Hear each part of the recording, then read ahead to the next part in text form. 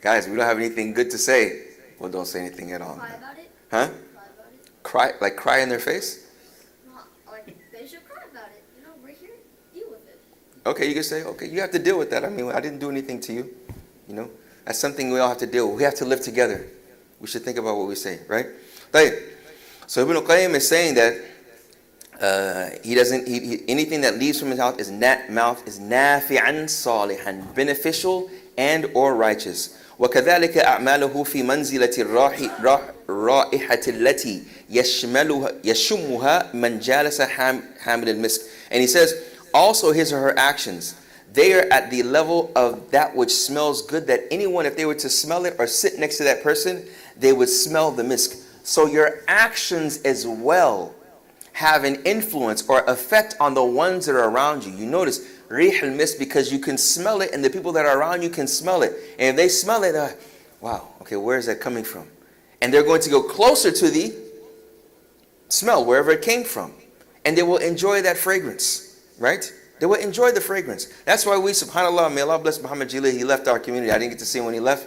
But subhanAllah, I remember years ago when I told him, I said, Sheikh, if you come in here, do you mind just putting in? One time I told him, since the old masjid till today, every day he does it.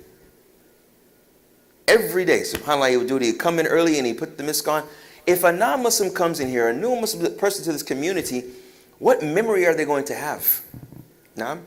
So if we make that analogous with our actions towards people, that coworker, you gave the good word, the next time they say, I'm just going to go take a break. They remember, I remember you used to pray in the lobby. What was that thing you were doing?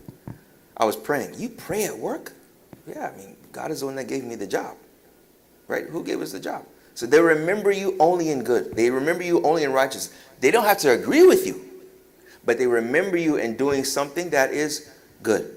Now, he says, كَذَلِكَ مَنْ جَالَسَ الصَّائِمَ انْتَفَعَ بِمَجَالَسَتِهِ لَهُ. He said, as well as a person that sits with the fasting person, they benefit from sitting with them. They benefit from sitting with them.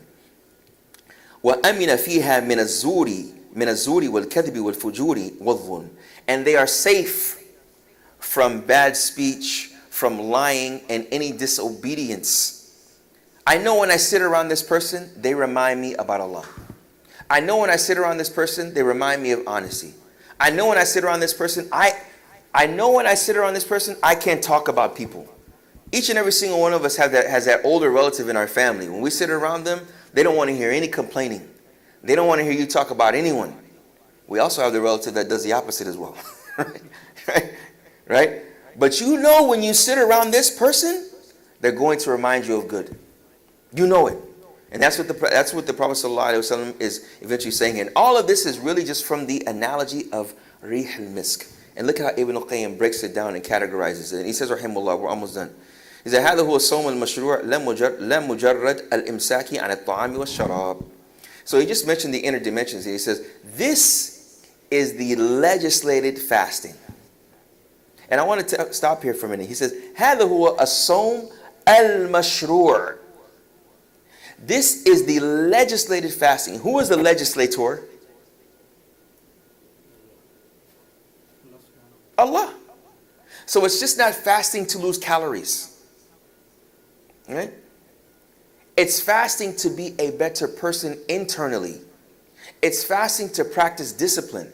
It's fasting to have a positive influence on those that are around you.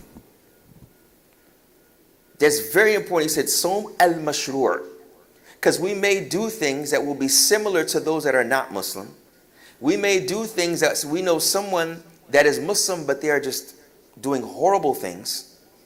But they fast the month of Ramadan. Right? They try to fast, but they speak badly. Right? That's not so much mashrur. Your lisan, your tongue is not fasted from bad speech. Someone may be domestically abusing their wife, their children. They fast in front of people, they're smiling at, but when they're at home, they're different. That's not the mashrur fasting. No? He says, this is just not just withholding from eating and drinking. Then he says, فَفِي الْحَدِيثِ الصَّحِيحِ مَنْ لَمْ يَدَعْ قَوْلَ الزُّورِ وَالْعَمَلَ بِهِ وَالْجَهْلَ فَلَيْسَ لِلَّهِ حَاجَةٌ أَنْ يَدَعَ طَعَامَهُ وَشَرَابَهُ. Then Ibn Qayyim, after everything he mentions, he gives another proof from the Prophet ﷺ. The Prophet ﷺ says in an authentic hadith that is in Al-Bukhari, He says, whoever doesn't leave off ill speech and acting upon it and ignorance, then Allah is not in need of his or her leaving off eating and drinking. ففي الحديث وفي الحديث رب الصائم حظه من صيامه الجوع والعطش. And the Prophet ﷺ said, perhaps the person that is fasting, their fortune from it is just leaving off eating and drinking. Their fortune from it is just leaving off eating and drinking. And this is a very important side point, that when we talk about the virtues of Islamic actions, of those that are tangible. So for example, you'll hear people say, okay, when we prostrate, this is good for the frontal sinus. You know, this is good for some type of anatomical or physiological, in your nerves. We know that, you know, these things happen to the body, and it's an Islamic action. We say fine, but we don't use that as a means to show that that is the maqsad shar'i behind it. That is the Islamic objective behind it. That is a secondary, tertiary benefit, which we could do without if we didn't know. The same thing with fasting. It helps your HGH, your human growth hormone, which secrete from your pituitary gland, which brings you the fountain of youth and helps your testosterone growth. This is great. This is the tertiary benefit of fasting. But if we didn't know it, that is not detrimental to our what? Iman. It's not detrimental to our Iman. Then Ibn Qayyim concludes and he says, فَالصَّوْمُ هُوَ صَوْمُ الْجَوَارِحِ عَنِ الْأَثَامِ. So fasting, it is a fasting of the limbs from sinful practices. وَصَوْمُ الْبَطْنِ عَنِ الشَّرَابِ وَالطَّعَامِ. And the fasting of the stomach from drinking and food. فَكَمَا أَنَّ الطَّعَامَ وَالشَّرَابَ يَقْطَعُهُ وَيُفْسِدُهُ. He said, just as food and drink relinquishes the hunger. Okay? He says, فَكَذَا الْآثَامِ تَقْطَعُ ثَوَابُهُ وَتُفْسِدُ ثَمَرَتَهُ. He says, in this way, the sins relinquish or cut off the reward and spoil the fruits. فَتُصَيِّرُهُ بِمَنْزِلَةِ مَنْ لَمْ يَصُمْ. He says, so it eventually makes them become at the level of a person that didn't even fast. So Ibn Qayyim talks about here, he mentioned the inner dimensions of fasting from the portion of the hadith where the Prophet ﷺ ordered them to fast, and he compared it to a person that has a sack of misk, and then he gave an analogy with the sack of misk, being that people that are around will benefit from it, just as someone smells the fragrance of misk. May Allah subhanahu wa ta'ala make us of those, inshallah. We have tomorrow, we have Thursday, we have any of the 3 days out of the month to fast in this beautiful month, as every month is beautiful, and to receive this reward and being of those. And it's really, really good for us, inshallah, because it is a form of reminder for us to do good, where you have 2 days at least out of the week, or at least 3 days out of the month, where you say, you know what, I'm really going to focus.